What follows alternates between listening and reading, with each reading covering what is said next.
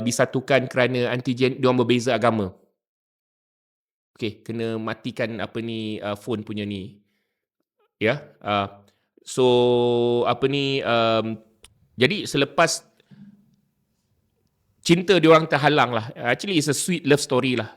Satu kisah cinta yang agak menarik. So Uncle Taufik ni dia bawa diri pergi Jerman. 5 tahun dia bawa diri pergi Jerman. Dan dia bekerja merantau mencari ni. Dan kemudian dia kembali ke Malaysia, meniaga makanan memang selama-lamanya, kahwin dengan seorang wanita warga negara Thailand, kahwin untuk beberapa belas tahun, mereka bercerai, tidak ada anak. Selepas tu Uncle Taufik ni menduda sampai umur dia dalam 70 lebih, dan masa COVID tu dia belik-belik Facebook, terjumpa Janice ni. Lepas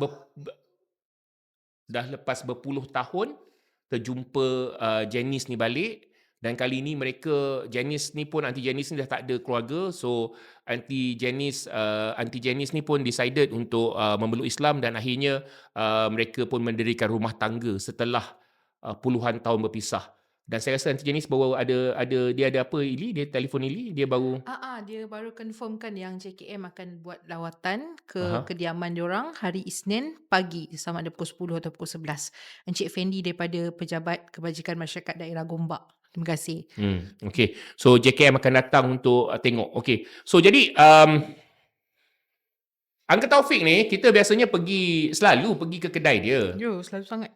Okay, kadang-kadang saya tak tahu macam mana kali ni kan, memang agak unik lah benda ni.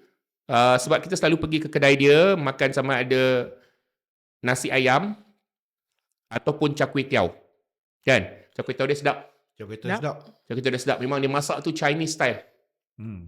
Kalau Richard ni, dia sangat particular pasal char kway teow. Dan Richard kata char kway teow dia sedap. Cara dia goreng tu memang sedap lah, kan? Lepas tu sebelum tahun baru Cina, tiba-tiba dia tutup kedai. Zam. Dia tutup kedai, kita orang pergi, dia tak ada. Diorang kata dia sakit. So kita kata, okey lah. Kita pun tahu umur dia 70 lebih. So, saya datang lagi, saya tanya, mana Uncle Taufik? Oh, Uncle Taufik tak ada lah bang. Dia masih sakit. Sehinggalah pada hari Rabu, saya terima satu message. Boleh tak Richard bawa screenshot message tu ke atas?